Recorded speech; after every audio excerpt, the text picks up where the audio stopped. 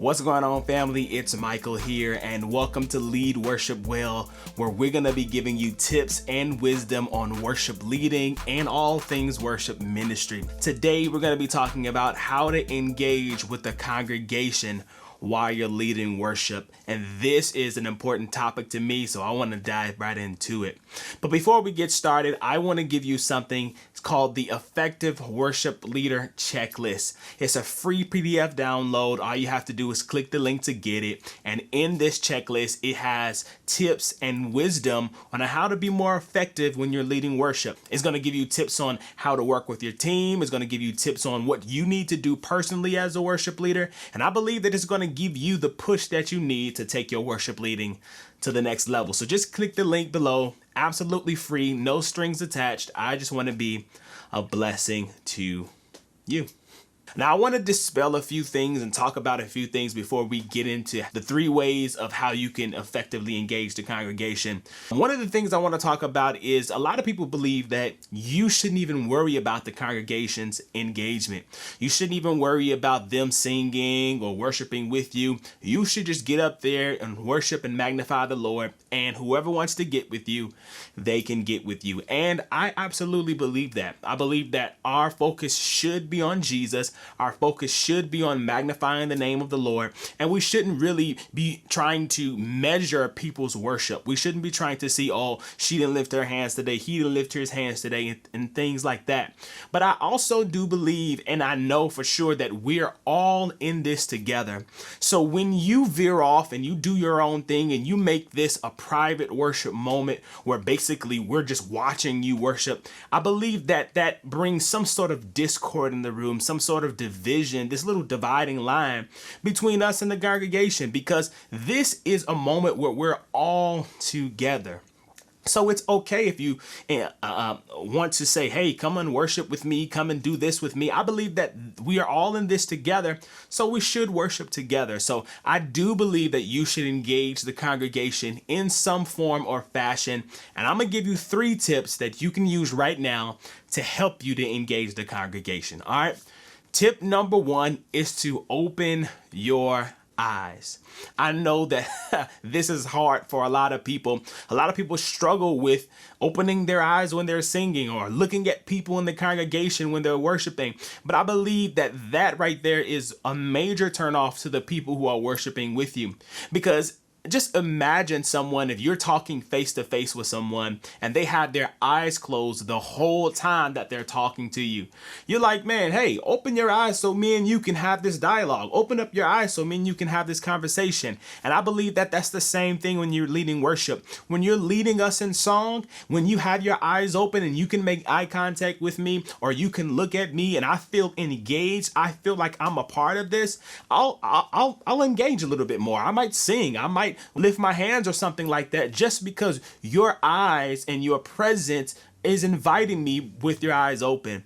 And I know that some people are just fearful. Some people get scared when they have to sing in front of people, so they close their eyes to focus on Jesus, close their eyes to focus on what the task at hand and what they're doing. But I want to challenge you and say, hey, when you go home, practice opening up your eyes. Practice looking into the congregation. I'm going to tell you, practice opening up your eyes, looking at the congregation, and being confident. Your pastor didn't make you the worship leader for no reason. They made you the worship leader because you have the tools to do it. So be confident and open up your eyes and engage with the people. Tip number 2 is to encourage them to dance, encourage them to sing, encourage them to engage. You have to make some sort of conversation between you and the congregation when you're leading. It's okay to say, hey guys, you can join in with us and sing. It's okay, guys, you can dance. It's okay to clap your hands. It's okay to lift your hands. You have to engage them, because sometimes people just don't know what to do. Sometimes it can be an awkward moment when they're watching you and they don't know if to lift their hands, put their hands down, clap. So it's okay to you to give them a little encouragement to say, hey, This time, come on, put your hands together or lift your hands, worship, just give them some encouragement. And I've noticed over my years of worship, the more that I've engaged with the congregation through conversation, through eye contact, that the more they let their guard down to actually worship God in a comfortable way. Some people struggle with lifting their hands. Some people struggle with singing out, especially if they can't sing. Some people struggle with waving their hands, dancing. But if you create that space and say, hey, it's okay to lift your hands, come on and worship with us, clap your hands, sing out, it gives them that confidence to say, oh, this environment allows us to do that. This is a comfortable environment. This is a safe environment for me to actually display my outward worship. And that makes the whole worship experience just a little bit better. All right, and the third and final thing that you can do to help the congregation be engaged in worship is to lead by example. To be honest, a lot of people in the congregation are not worshiping because they don't see you worshiping. When you're on stage, you become the leader. So they're going to mimic and do what they see you do. If they see you're free in worship and free to dance, free to sing, most likely they'll become free to dance, free to worship. But if they see that you're stiff, they see that you're not moving, they see that you're not genuine in your worship, then most likely they're not going to get down with you. They're not going to engage with you. They are not going to feel comfortable to worship. So you have to lead by example. And again, you do this by actually doing the things that you're telling them to do.